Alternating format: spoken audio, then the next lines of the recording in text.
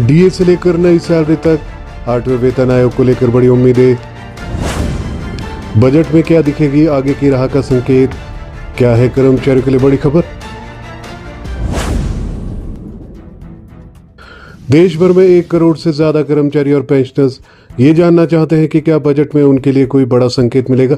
क्या सैलरी और पेंशन बढ़ाने की तैयारी शुरू हो गई है या फिर अभी लंबा इंतजार करना पड़ेगा। इसी को लेकर बाजार से लेकर कर्मचारी संगठनों तक तरह तरह के कयास लगाए जा रहे हैं। केंद्र सरकार का आम बजट आते ही सरकारी कर्मचारी और पेंशन भोगियों की नजरें टीवी और मोबाइल स्क्रीन पर टिक जाती है।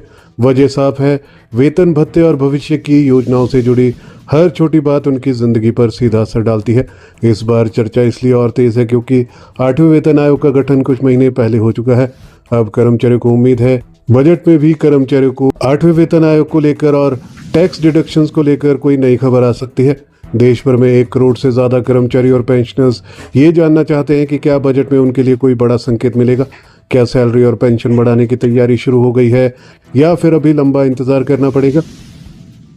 इसी को लेकर बाजार से लेकर कर्मचारी संगठनों तक तरह तरह के कयास लगाए जा रहे हैं। बजट और 8वां वेतन आयोग। सरकार वित्त वर्ष 2026-27 का बजट 1 फरवरी को पेश करने वाली है। 8वें वेतन आयोग का गठन करीब 3 महीने पहले हुआ था। इस आयोग को अपनी रिपोर्ट देने के लिए 18 महीने का समय मिला है। ऐसे में अब ये तय माना जा रहा है कि नई सैलरी और पेंशन व्यवस्था तुरंत लागू नहीं होगी, यानी वित्त वर्ष 2027 में भी शायद कर्मचारियों को इसका सीधा फायदा ना मिले। करीब 1.1 करोड़ केंद्रीय कर्मचारी और पेंशनर्स वित्त मंत्री के भाषण को ध्यान से सुनेंगे। सब ये देखना चाहते हैं कि बजट में 8वें वेतन आयोग को लेकर कोई रकम अलग रखी जाती है या नहीं। अगर सरकार पहले से पैसा तय करती है तो माना जाएगा कि सिफारिशें जल्द लागू हो सकती है। ऐसी स्थिति में आयोग भी अपनी बातचीत और रिपोर्ट तैयार करने की रफ्तार बढ़ा सकता है। सरकारी खजाने पर कितना असर पड़ेगा। जब भी नया वेतन आयोग लागू होता है तो सरकार पर खर्च का बोझ बढ़ जाता है। 7वें वेतन आयोग के समय 2017 में सरकारी खजाने पर करीब 1.02 लाख करोड़ रुपए का असर पड़ा था। तब कर्मचारियों की बेसिक सैलरी और पेंशन बढ़ाने के लिए 2.57 का गुणांक लगाया गया था। हालांकि उस वक्त असली बढ़ोतरी इतनी ज़्यादा नहीं थी क्योंकि महंगाई भत्ता और महंगाई राहत को 0 से शुरू किया गया था। ये दोनों भत्ते हमेशा बेसिक वेतन के प्रतिशत के हिसाब से दिए जाते हैं और नए वेतन आयोग के साथ इन्हें फिर से गिनना शुरू किया जाता है। बाद में हर 6 महीने में इन्हें बढ़ाया जाता है ताकि महंगाई का असर कम हो सके।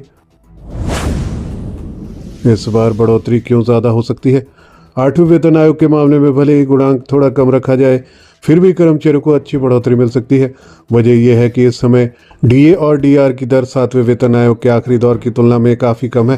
फिलहाल ये करीब 58% पर है। इसके अलावा अब कर्मचारी और रिटायर्ड लोगों की संख्या भी ज़्यादा हो चुकी है। इसी कारण सरकारी खर्च भी पहले से बड़ा हो सकता है।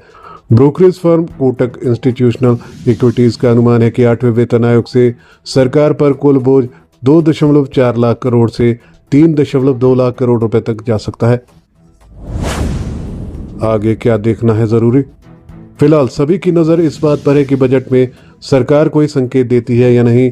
अगर खर्च के लिए पहले से रकम तय की जाती है तो उम्मीद बनेगी कि रिपोर्ट जल्द आएगी और बदलाव समय से पहले लागू हो सकते हैं। लेकिन अभी के संकेत यही है कि कर्मचारी को धैर्य रखना होगा और अंतिम फैसले के लिए आयोग की रिपोर्ट का इंतजार करना पड़ेगा। बजट में कर्मचारियों के लिए क्या बड़े ऐलान होते हैं, इसको लेकर जो भी खबर होगी सबसे पहले आपको हमारे चैनल पर ही मिलेगी।